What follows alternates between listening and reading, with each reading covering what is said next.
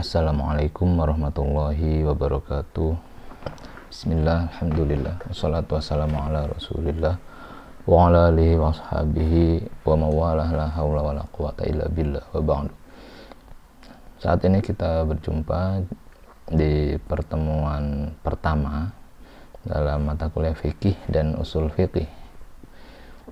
Namun sebelumnya, minggu kemarin kita sudah masuk ke kuliah pengantar, kuliah pendahuluan yang bicara tentang kontrak belajarnya, apa-apa yang harus kita selesaikan dalam satu semester ini. Nah, hari ini kita mulai masuk ke materi perkuliahan tentang pengertian syariah, fikih, dan usul fikih. Karena banyak orang yang belum mengetahui apa itu syariah, apa itu fikih, usul fikih itu apa. Bahkan ada yang menyamakan kalau fikih itu ini sama dengan syariah, atau syariah itu sama dengan fikih. Sebetulnya itu hal yang berbeda. Kita akan bahas hal itu pada kesempatan kali ini. Bismillahirrahmanirrahim. Berangkat dari definisi syariah terlebih dahulu. Syariah secara bahasa di sini syariah, syara'a yashra'u. Ada mauridul ma' alladzi yuqsadu lisyurbi. Sumber air yang dituju untuk diminum atau yang didatangi untuk diminum, itu namanya syariah secara bahasa. Saya seperti oase di tengah padang pasir yang dijadikan tujuan oleh para kafilah-kafilah dagang. Nah, tentunya untuk menyegarkan dahaganya, untuk melepaskan haus, untuk memasak dan sebagainya. Jadi semacam oase di tengah padang pasir yang memang dibutuhkan oleh makhluk hidup, tidak hanya manusia. Hewan-hewan pun kalau di tengah padang pasir akan mendatangi itu syariah secara bahasa. Atau juga ada yang mengartikan secara bahasa at-tariqah al-mustaqimah, jalan yang lurus. Jalan yang lurus yang memang harus diikuti, karena kalau jalannya belok-belok ya kadang sampai juga tapi lama. Kalau secara istilah syariah itu begini, ma syara'ahu Allahu li'ibadihi, segala sesuatu yang disyariatkan oleh Allah, yang ditetapkan oleh Allah li'ibadihi untuk hamba-hambanya, fil aqaid, yang ditetapkan itu berupa apa? Berupa ketetapan terkait dengan aqaid, jamak dari aqidah. Yang pertama tentang akidah, lalu yang kedua tentang ibadat atau ibadah, segala macam peribadatan ritual, ya, ritual ibadah yang ada syarat dan rukunnya. Sholat, puasa, zakat itu ibadah-ibadah ritual atau ibadah-ibadah mahdhah. Wal akhlak, dan juga tentang akhlak, etika seperti apa. Kemudian juga dalam syariah itu ada wal muamalat, hubungan antara manusia satu dengan manusia yang lainnya. Wa nazmul hayah, dan juga tentang tatanan kehidupan. Fi sya'biha al-mukhtalifah, nah dalam segala macam cabang-cabangnya yang beraneka ragam. Nah, untuk apa Allah mensyariatkan ini semua atau menetapkan bagian-bagian ini semua? Akidah, ibadah, akhlak, muamalah, dan nazmul hayah, itu adalah tidak lain dan tidak bukan li tahqiqi sa'adatihim fid dunya wal akhirah, untuk merealisasikan kebahagiaan mereka di dunia dan akhirat. Jadi begitu tujuannya Allah membuat atau menetapkan syariah yang ada ibadat, ada yang akhlak, muamalah. Nah, sebetulnya artinya ada yang membaginya menjadi tiga, cukup membaginya menjadi tiga: akidah, kemudian akhlak, kemudian ada muamalah atau ibadah. Itu jadi satu, ibadah dan muamalah nanti kan masuknya ke dalam fikih. Nah, tujuannya diciptakan atau ditetapkannya itu semua oleh Allah adalah untuk kebahagiaan di dunia dan akhirat bagi umatnya. Itu diantara atau tujuan utama dari mengapa Allah membuat syariat atau menetapkan syariat di dunia ini. Baik, itu kalau definisi dari mana Khalil Al-Qattan. dari definisi-definisi ini mungkin kita bisa lihat unsur-unsurnya. Nah, yang pertama, dari definisi tersebut di atas kita bisa rinci unsur-unsur syariah. Itu yang pertama adalah sumbernya. Sumbernya siapa? Sumber syariat itu adalah Allah. Itu yang perlu kita ketahui. Sumber syariat itu adalah Allah subhanahu wa ta'ala. Artinya yang membuat syariat, yang menetapkan syariat adalah Allah, hak mutlaknya Allah. Ya, meskipun nanti melalui Rasulnya menjadi hadis, kalau melalui Allah langsung yang diturunkan kepada Nabi Muhammad berupa Al-Quran. Ini sumbernya adalah tetap Allah, cuma nanti wujudnya bisa Al-Quran, juga bisa hadis. Nah, karena hadis pun tetap berasal dari Allah, karena Nabi tidak akan mungkin melakukan sesuatu kecuali dengan atas perintah Allah. Nah, itu sumber syariat. Lalu kandungannya apa saja? Ya, seperti yang di slide sebelumnya kita ringkaskan seperti ini kandungannya. Kandungannya syariat itu yang pertama amaliyah. Amaliyah bisa berupa ibadah, ritual-ritual kita, sholat, zakat, puasa, bisa berupa muamalah. Ya, ini kalau yang dalam bahasa sekarang kita sebut dengan fikih. Ya, kandungannya diantaranya fikih. Ya, fikih itu hanya bagian dari syariah. Oleh karena itu, kalau yang mengatakan syariah itu sama dengan fikih, ya, itu pernyataan yang keliru. Karena fikih itu hanya bagian dari syariah.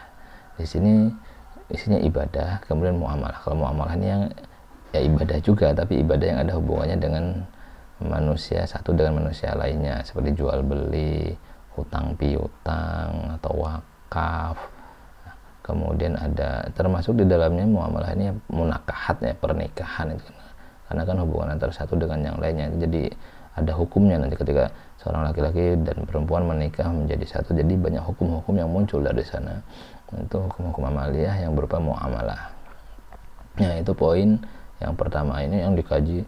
Nah, tapi kalau di fakultas syariah yang ada di perguruan tinggi Islam, ya biasanya fakultas syariah itu hanya mencakup jurusan-jurusan atau program studi yang kaitannya dengan fikih ini saja. Ada fikih, ada ahwalus syahsiyah, itu muamalah, ada muamalah, ada ahwalus syahsiyah, ada jinayah, siasah, itu masuk yang fikih saja. Nah, sedangkan yang akidah filsafat ini malah masuknya usuluddin. Nah, sebetulnya kan syariah juga, ini akidah ini masuk dari syariah juga. Nah, itu pembahasan tentang di antaranya tentang fikih atau amaliyah, hukum-hukum amaliyah, ibadah dan muamalah. Kemudian yang kaitannya dari kandungan syariah berikutnya adalah akidah. Akidah ini yang berbicara tentang tauhid, biasanya tauhid. Kalau ilmunya ilmu tauhid, nanti keyakinan, atau ilmu tentang keyakinan. Nanti kalau kalian semester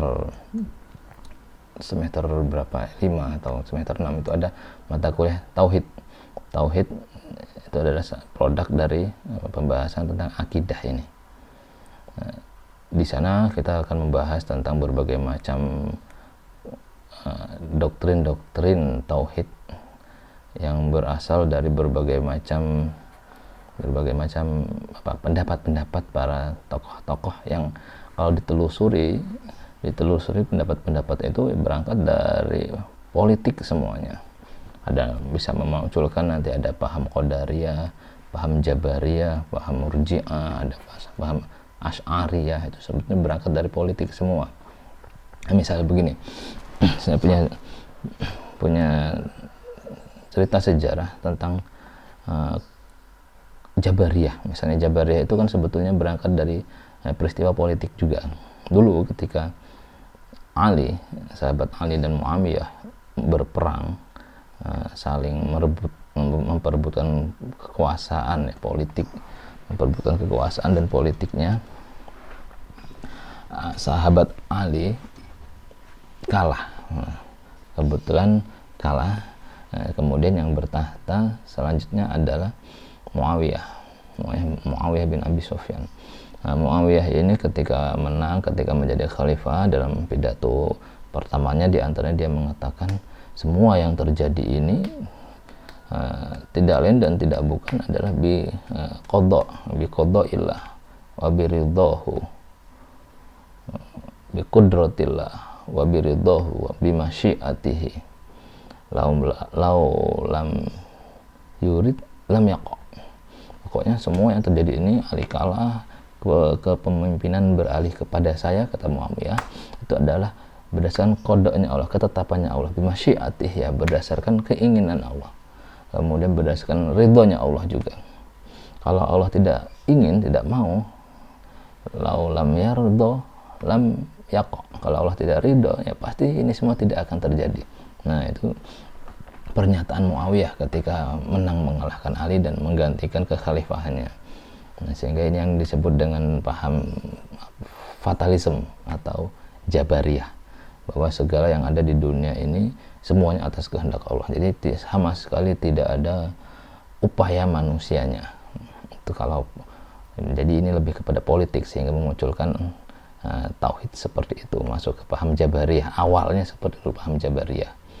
Nah, kemudian pernyataan Muawiyah ini dikantor oleh putranya Ali dari istri yang kedua, karena Ali menikah lagi setelah Fatimah wafat. Ali menikah lagi, punya putra bernama Muhammad juga seperti kakeknya, Muhammad bin Ali Al-Hanafiyah, biasa namanya Muhammad bin Ali Al-Hanafiyah. Disebut di situ, dikatakan bahwa Muhammad bin Ali Al-Hanafiyah ini untuk mengkantor pernyataannya Muawiyah tadi, beliau di Masjid Nabawi mengatakan bahwasanya la qada wa la qadar, tidak ada qada dan qadar, af'alul ibad minal ibad, segala perbuatan hamba itu dari hamba itu sendiri. Jadi apapun yang dilakukan oleh hamba, apapun yang terjadi, ya, entah itu baik entah itu buruk, ya itu semua dari hamba. Af'alul ibad minal ibad, ini yang disebut dengan paham, munculnya paham qadariyah, al-qadariyatul ula, paham qadariyah yang pertama. Itu basicnya seperti itu. Itu yang bicara tentang akidah nanti di sana. Ya semua ini sudah ada dalilnya semua. Baik yang Muawiyah yang mengatakan semua yang terjadi itu atas kehendak Allah, kalau Allah tidak ridho tidak akan terjadi. Kemudian kalau yang Muhammad bin Ali Al-Hanafiyah, dia mengatakan bahwasanya af'alul ibad minal ibad itu ada juga dalilnya dari Al-Quran. Innallaha la yughayyiru ma biqaumin hatta yughayyiru ma bi anfusihim. Itu mungkin dalilnya seperti itu. Sehingga muncul pernyataan seperti itu. Apa yang terjadi la qada wa la qadar, bukan karena takdir, bukan karena qada dan qadar, tetapi af'al ibad minal ibad, segala perbuatan hamba ya dari hamba itu sendiri. Allah tidak campur tangan. Ya. Muhammad bin Ali Al-Hanafiyah ini punya murid-muridnya sangat ekstrim. Di antaranya ada Ma'bad Al-Juhani dan Gilan Ad-Dimashqi. Dia mengatakan, jadi menambah-nambahi pernyataan gurunya itu, la qada wa la qadar af'alul ibad minal ibad, tidak ada qada dan qadar, segala perbuatan hamba ya dari hamba itu sendiri. Wal amru unuf, nih, jadi ditambahkan itu wal amru unuf, dan segala perkara itu unuf, sifatnya baru semua. Maksudnya begini, wal amru unuf ini, jadi Allah itu gampangnya, Allah itu kaget, mengapa kok yang jadi profesor, yang jadi rektor itu adalah Prof. Al-Makin, misalnya seperti itu. Allah itu kaget loh, dalam gambaran saya nggak seperti ini, tapi kok tiba-tiba Al-Makin, Prof. Al-Makin yang jadi rektor, kata Allah. Jadi wal amru unuf, hal yang terjadi itu baru semua sifatnya. Atau loh, kok Jokowi jadi presiden lagi, kata Allah. Jadi Allah kaget ketika terjadi seperti itu. Itu yang disebut dengan wal amru unuf. Jadi Allah tidak punya kehendak, seolah-olah apa yang terjadi atau al-amr, segala peristiwa atau segala perbuatan itu unuf, sifatnya baru semua. Nah, ini yang disebut dengan paham-paham qadariyah yang ekstrim. Sehingga kalau sahabat Abdullah bin Umar tidak menyetujui pendapat ini. Ana bari, kata sahabat Abdullah bin Umar. Oh, saya nggak tanggung jawab, saya nggak mau ikut-ikutan kalau mengatakan bahwasanya segala sesuatu itu sifatnya baru, dan bahkan Allah pun tidak tahu. Itu kalau dalam mazhab Qadariyah yang lebih ekstrim.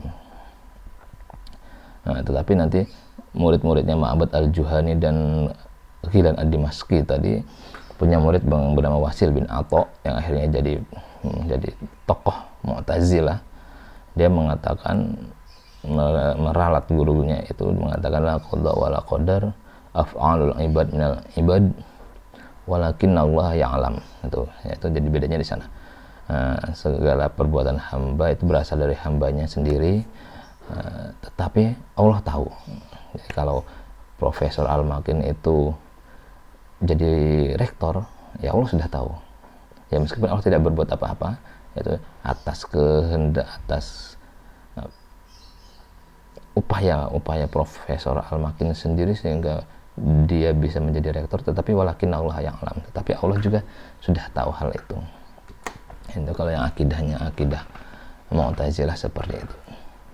Tapi kalau yang penengahnya Asy'ariyah, nanti muncul penengahnya Asy'ariyah, dia punya pendapat bahwa terkait dengan takdir ini masih masuk dalam kandungan akidah.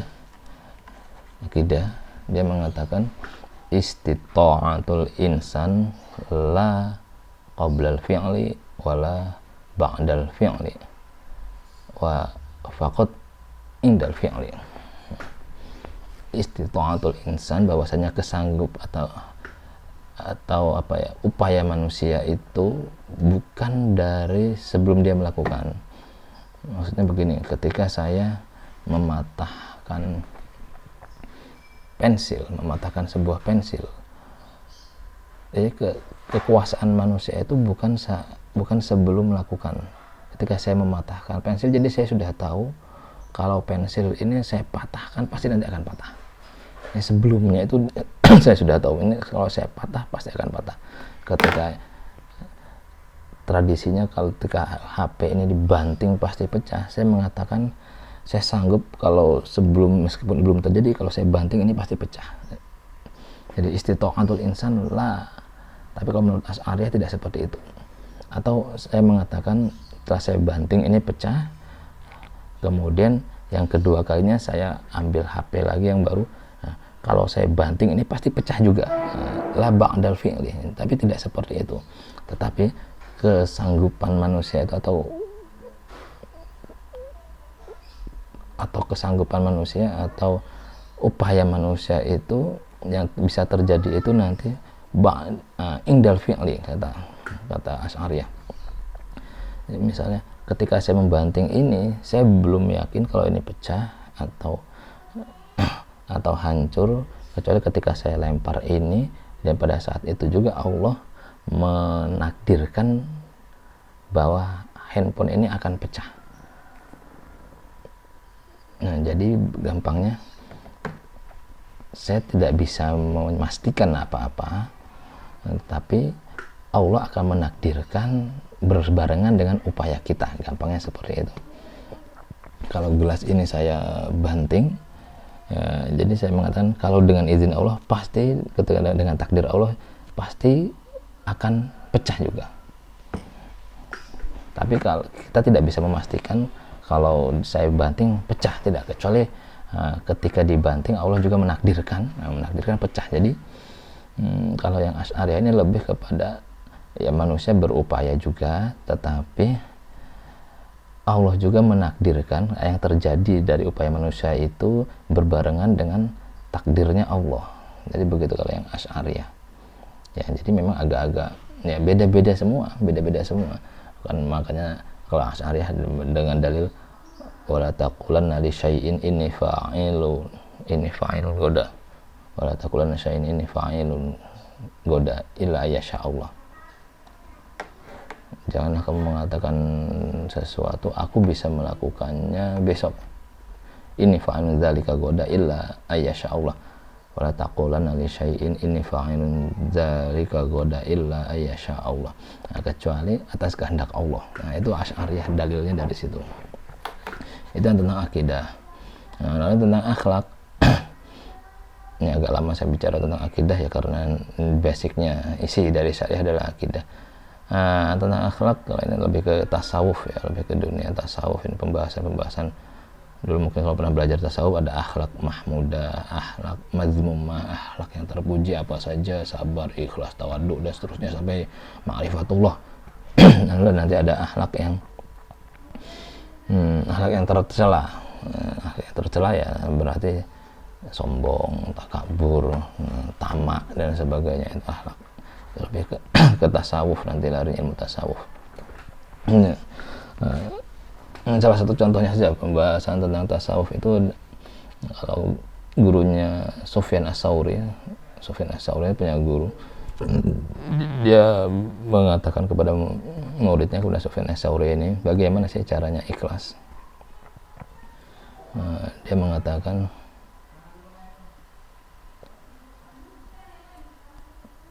tarkul amal li ajlin nas riya'un, meninggalkan amal perbuatan karena manusia itu disebut dengan riya. Tarkul amal li ajlin nas riya.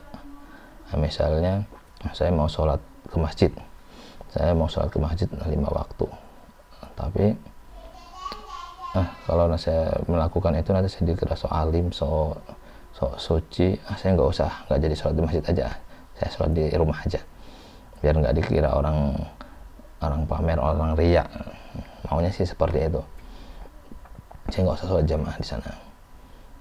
Nah, itu meninggalkan ibadah, tarkul amal li ajlin nas, karena manusia tadi, supaya tidak disebut riya dan sebagainya. Malah itu yang disebut dengan riya. Dia meninggalkan amal li ajlin nas, itu riya. Tapi kalau ada ul amal li ajlin nas, kebalikannya. Kalau ada ul amal li ajlin nas, syirkun, melakukan perbuatan karena manusia, itu malah disebut syirik, musyrik. Sebagai musyrik, syirkun. Misalnya, saya mau sedekah, ya mudah, kalau saya sedekah ini pasti orang menganggap saya orang yang dermawan dan sebagainya. Nah, berarti sedekahnya itu levelnya malah bukan riya, itu malah levelnya musyrik. Itu kalau menurut gurunya Sufyan Ats-Tsauri, itu malah musyrik dia, ya, karena dia beribadah dengan tujuan yang lain, sedangkan Allah mengatakan wala yusyrik bi ibadatihi abada, di surat Al-Kahfi terakhir. Wala yusyrik bi ibadatihi ahada. Janganlah kalian mencari sekutu dalam menyembah kepada Allah terhadap seorang pun.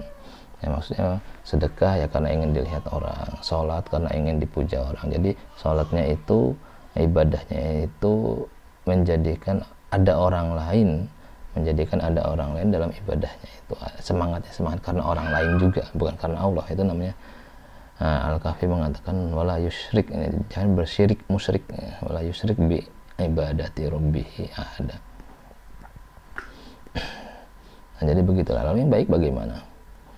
Yang baik ya kalau mau meninggalkan amal ibadah, tarkul amal li ajlillah. Kalau mau melakukan ibadah, ada ul amal li ajlillah. Ada kata-kata yang katanya dengan anas itu dibuang semua. Dengan manusia ya itu harus dibuang semua. Itu ya, misalnya kalau kita nggak mau ke masjid, saya nggak mau ke masjid misalnya kalau di kampus, saya ke masjidnya sholatnya nanti aja setelah pulang dari kampus jam 2 masih insya Allah masih sanggup. Tapi itu bukan karena ingin dikatakan ingin takut riya tadi, tapi karena memang betul-betul nggak mau ke masjid karena mungkin celananya kena najis dan sebagainya, atau celananya pas bolong-bolong kebetulan dan sebagainya. Jadi bukan li ajlinas, itu karena Allah, seperti itu. Itu isi kandungan dari syariah. Ada amaliyah kaitannya dengan fikih, ada akidah, ada akhlak. Nah, kemudian objeknya siapa? Objek dari syariat ini tadi, kandungan-kandungan ini objeknya adalah mukallaf. Mukallaf itu orang yang dibebankan, kallafa yukallifu, beban. Orang yang dibebankan kewajiban, ya orang yang balik lah, orang yang sudah balik itu masuk ke dalam orang yang dibebankan dari kandungan-kandungan syariat ini. Nah, fungsinya apa? Sudah dijelaskan di awal tadi. Nah, fungsi Allah menetapkan syariat yang 3 ini secara garis besar ada 3, mengatakan pedoman hidup agar bahagia di dunia maupun akhirat. Ya jelas itu karena semua kandungannya ini kan berangkatnya sumbernya dari Allah, yaitu Al-Quran atau hadis. Karena kan kita juga tahu bahwasanya Al-Quran itu pedoman hidup umat manusia. Jadi jelas bahwa pedoman hidup ini adalah untuk agar manusia bahagia, ya tidak hanya sa'adatum fid dunya namun juga sa'adatum fil akhirah. Itu fungsinya syariat. Nah, kemudian sifatnya syariat ini apa? Absolut, pasti, dan universal. Universal ya sifatnya universal, global. Ini nanti beda dengan syariat, dengan fikih. Karena kalau universalnya seluruh, mencakup keseluruhannya. Ya gampangnya masih gelondongan lah kalau syariah itu. Masih kalau dalam wujudnya Al-Quran ya masih berupa Al-Quran, masih gelondongan, atau wujudnya hadis ya masih berupa hadis. Belum dijelaskan ini hukumnya apa, ini hukumnya apa. Jadi masih berupa redaksi-redaksi saja, namun ketetapan hukumnya itu belum ada. Nah, yang menetapkan hukum ya gampangnya masih universal, masih berupa nas, masih berupa teks, tapi belum ditafsirkan ini apa, ini hukumnya apa, ini hukumnya apa, kan belum ada. Nanti lebih ke fikih yang menafsirkannya itu. Baik, selanjutnya prinsipnya syariah itu memiliki prinsip-prinsip. Yang pertama, meniadakan kesempitan. Jadi Allah membuat syariah itu nafiyul haraj, meniadakan kesempitan. Jadi bukan untuk menyusahkan, malah untuk memudahkan. Prinsipnya seperti itu ya. Misalnya kalau orang yang sakit, dia boleh sholatnya tidak berdiri, boleh sholatnya duduk. Kalau orang yang dalam perjalanan, boleh dikosor sholatnya, dijamak sholatnya. Jadi prinsipnya seperti itu syariah. Orang yang sedang hamil ya boleh dia berbuka, nanti diganti dengan hari lain, atau di mazhab lain diganti dengan memberi fidyah, bisa seperti itu. Lalu menyedikitkan beban, qilatut taklif, ya, prinsipnya syariah seperti ini. Harus tidak membebani umat manusia. Dijelaskan Allah mengatakan la yukallifullahu nafsan illa wus'aha. Allah tidak akan pernah membebani manusia. Jadi sedikitkan beban. Misalnya sholat saja, sholat itu kan disedikitkan oleh Allah ya. Jadi yang darinya 50 akhirnya menjadi 5, dan itu pun dipisah-pisah, ada yang pagi, ada yang siang, ada yang sore, ada yang malam, dipisah-pisah. Puasa pun sama seperti itu, puasa pun bebannya sedikit.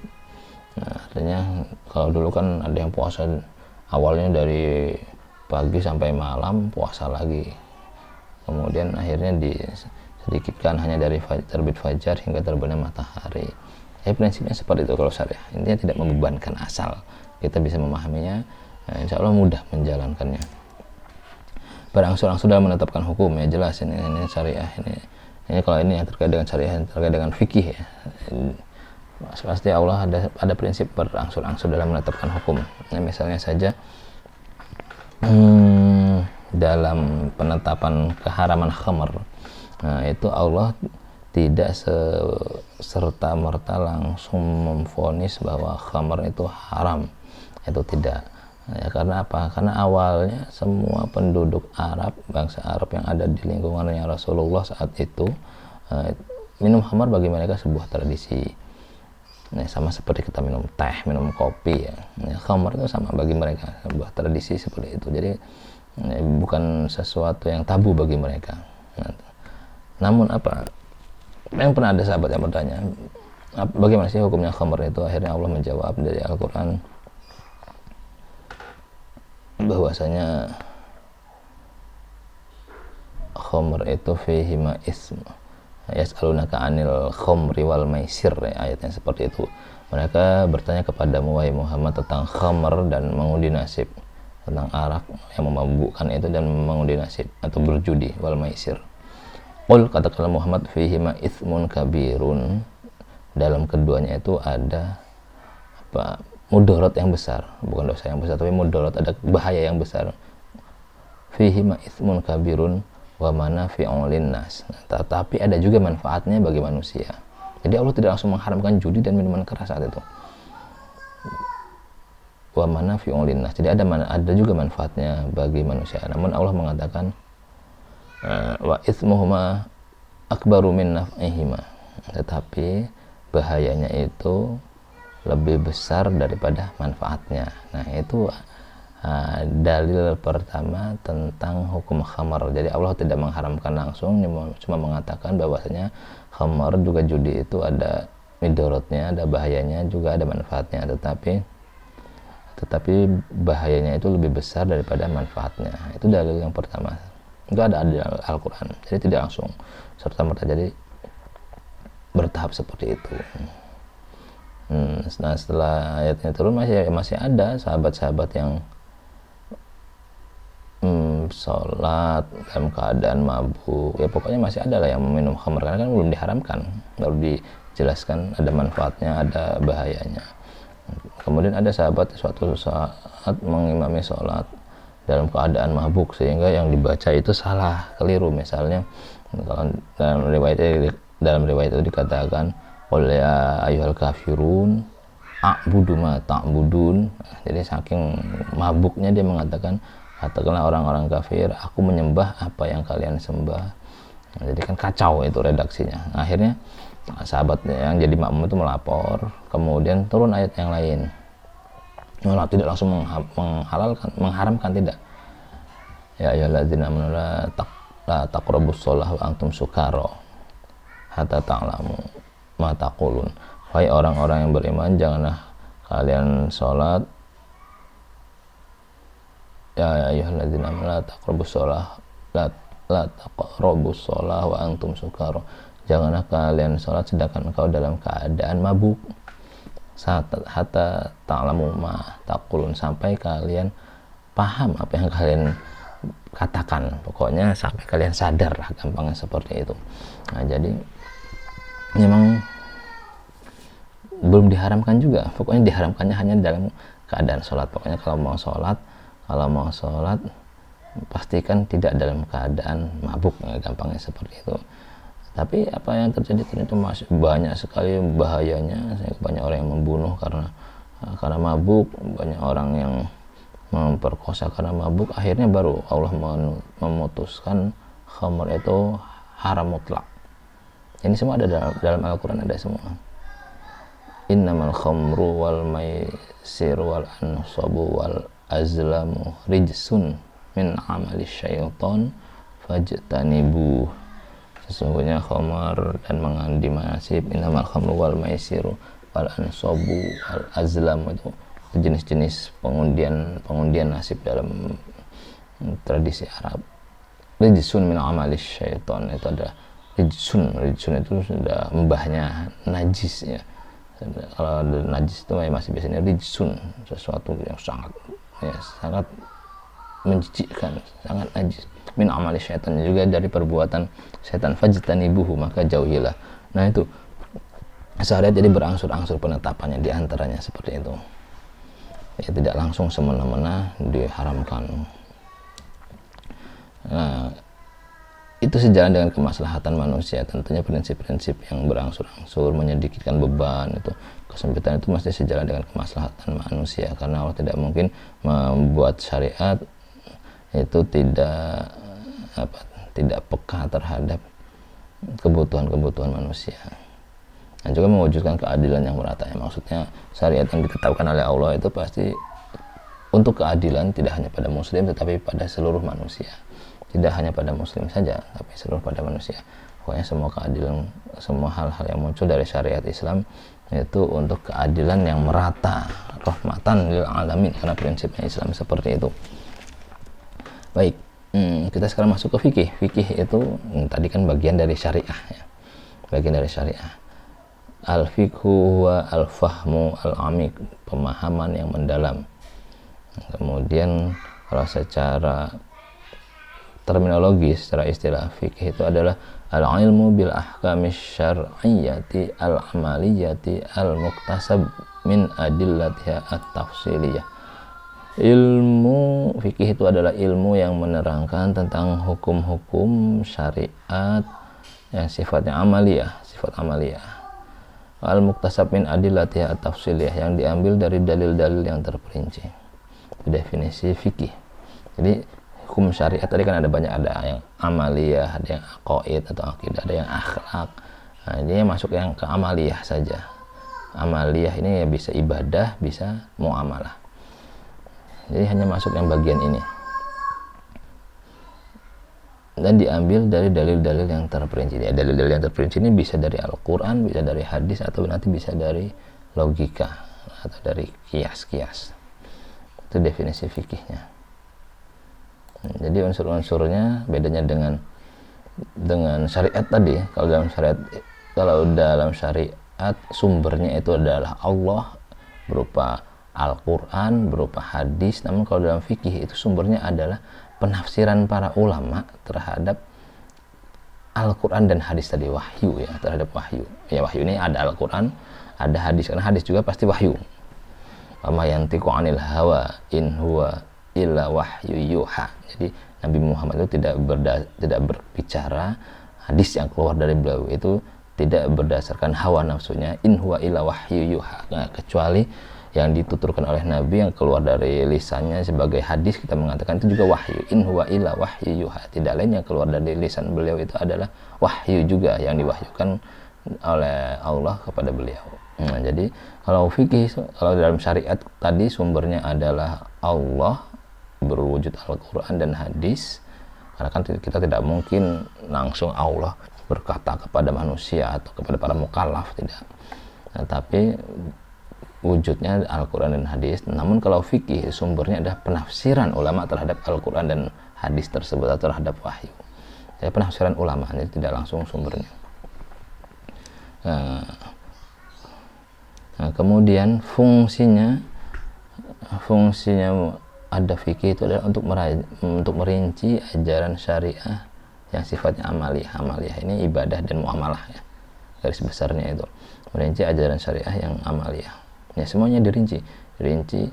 Kalau dalam Al-Quran kan kita tidak tahu bagaimana hukumnya berwudu, itu nanti akan dijelaskan. Tapi nanti kita bisa tahu dalam fikih itu, kita tahu ini membasuh hidung itu hukumnya sunnah atau wajib, menghisap air ke hidung itu hukumnya sunnah atau wajib, kemudian mengusap-usap telinga itu hukumnya sunnah atau wajib dalam berwudu. Kan kita tidak tahu. Dalam Al-Quran maupun hadis ya sifatnya masih redaksi saja, tidak dijelaskan ini wajib, ini sunnah. Nah, nanti fikih merinci yang seperti itu. Ini yang wajib, ini yang sunnah, ini yang makruh. Itu fikih yang akan merinci itu. Oleh karena itu nanti hasilnya fikih itu berupa bentuk hukum dan dalil-dalilnya.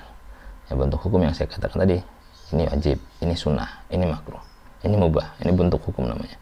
Nah, ada 5 hukum tadi ya, wajib, sunnah, makruh, mubah, haram. Nah, kemudian ada juga dalil-dalilnya. Dari fikih itu mesti kalau yang bagus, yang lengkap pasti ada dalil-dalilnya. Ya, meskipun kalau buku-buku fikih yang biasa itu tidak menyebutkan dalil-dalil, tapi kalau yang fikih yang besar, kitab fikih yang besar itu pasti ada dalil-dalilnya. Misalnya kalau yang di pesantren biasa ngaji Fathul Qorib, takrib itu kan nggak ada dalilnya, hanya bentuk rincian ajarannya saja, bentuk-bentuk hukumnya saja. Nah, tapi kalau yang syarah-syarahnya takrib itu pasti ada Fathul Qorib, ada Fathul Wahab, itu nanti dalil-dalilnya juga muncul. Baik dalil nas Al-Quran dan hadis, juga dalil dari logika para ulama-ulamanya itu. Nah, sifatnya fikih adalah relatif. Sifat fikih sangat relatif. Relatif ini artinya ya tidak mutlak. Nah, banyak kan tidak mutlak kalau relatif. Karena bisa jadi yang di sini haram, di sana halal, atau di sana hanya makruh. Di mazhab ini sunnah, di mazhab yang sana malah diwajibkan. Itu relatif. Hasil dari produk hukum fikih itu relatif. Atau juga parsial. Ya, parsial ini maksudnya lawan dari universal. Kalau syariah kan universal. Secara keseluruhan umat Islam, entah itu apa itu mazhabnya, tapi dia sumbernya pasti Al-Quran dan hadis. Tetapi kalau fikih parsial sumbernya. Nah, fikih itu nanti kalau yang dia mazhabnya Syafi'i ya ikut Syafi'i, mazhab Hambali Imam Ahmad, atau mazhab Hanafi ikutnya Imam Abu Hanifah. Ini parsial. Tapi kalau syariah tadi universal.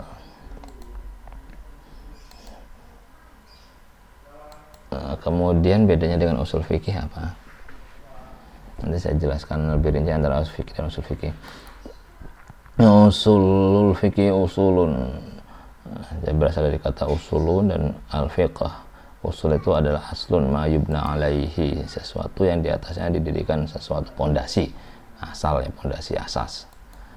Sesuatu yang dijadikan dasar bagi fikih. Itu kalau secara istilah, sesuatu yang di atasnya dibangun fikih. Kalau secara terminologi, secara bahasa, yang ini secara terminologi, al-ilmu bil qawaid wal buhus allati yatawassalu biha ila istifadatil ahkam syar'iyyati al-amaliyati min adillatiha tafsiliyah. Usul fikih itu adalah ilmu tentang kaidah-kaidah dan pembahasan-pembahasan yang digunakan sebagai alat untuk memperoleh hukum syara yang amali dari dalil-dalil yang rinci.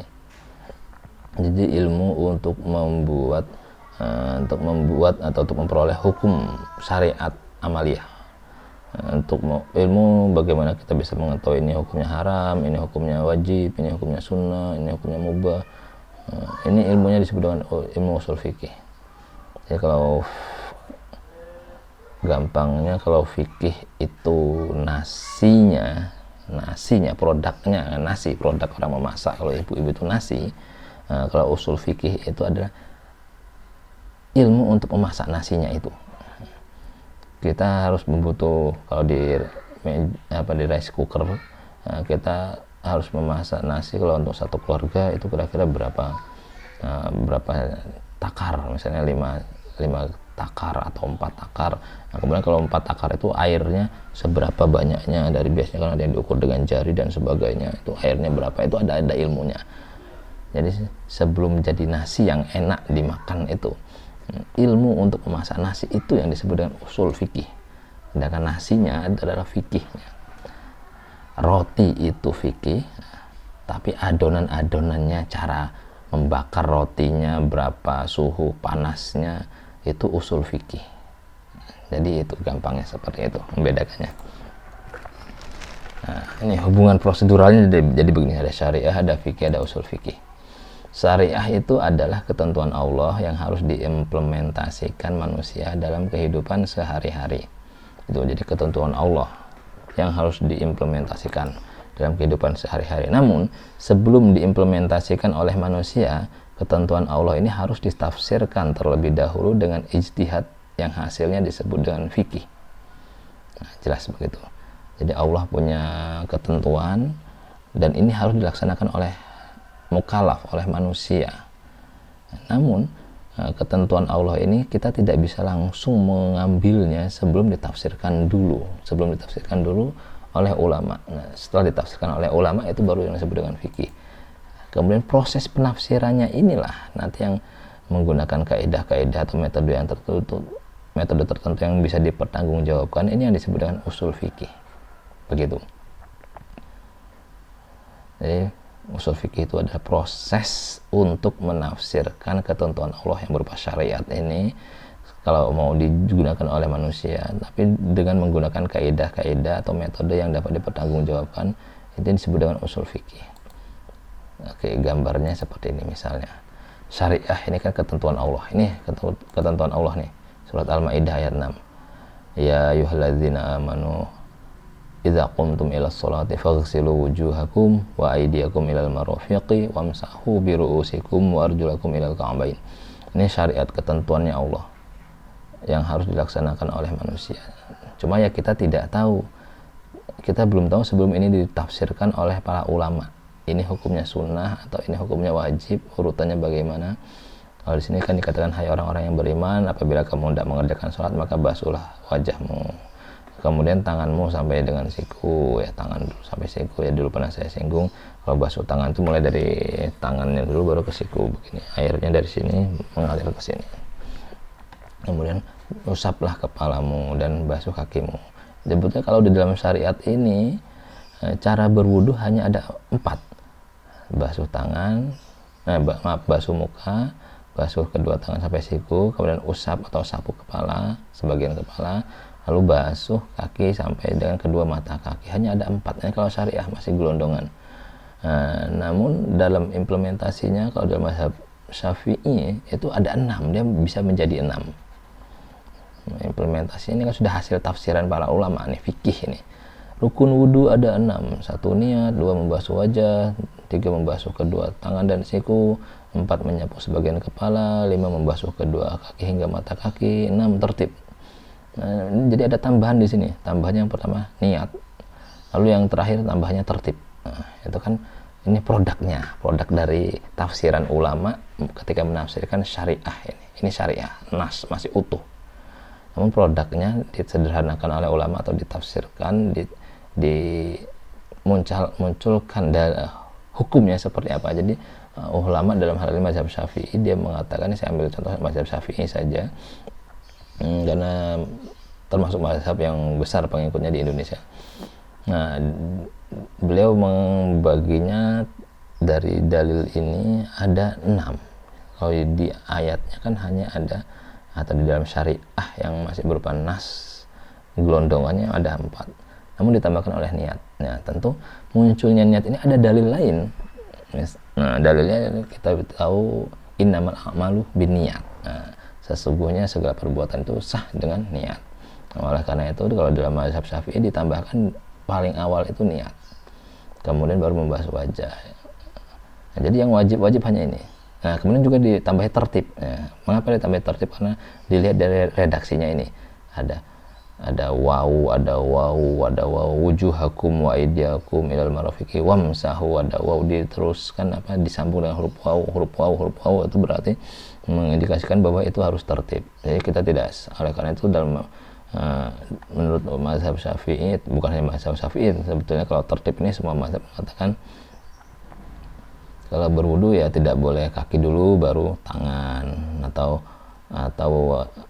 tangan dulu baru wajah. Ya, itu tidak boleh. Berarti jadi harus tertib, urutannya harus tertib. Nah, ini rukun wudu yang 6 ini adalah fikih atau ketetapan yang sudah jadi dalil, sudah ada ini yang masuk rukun. Ini kan kalau yang masuk sunnah nanti ada menghisap air ke hidung, mengeluarkannya lagi, kumur-kumur dan sebagainya, itu masuknya sunnah, itu ada dalilnya juga. Nah, tetapi ya kalau yang rukunnya ini dari ayat ini muncul, yang di ayatnya hanya ada 4, namun di dalam ayat yang berupa syariah yang levelnya universal gelondongan tadi itu seperti ini, namun ketika sudah ditafsirkan oleh ulama malah menjadi 6 yang termasuk rukunnya itu. Sedangkan yang sunnah-sunnahnya kan tidak masuk dalam sini, karena ini kan levelnya level yang wajib. Kalau yang lainnya kan sunnah, karena ini berangkat dari syariah yang level gelondongannya ini. Nah, untuk menuju syariah menjadi sebuah fikih, ketetapan yang langsung diambil praktisnya seperti ini, kita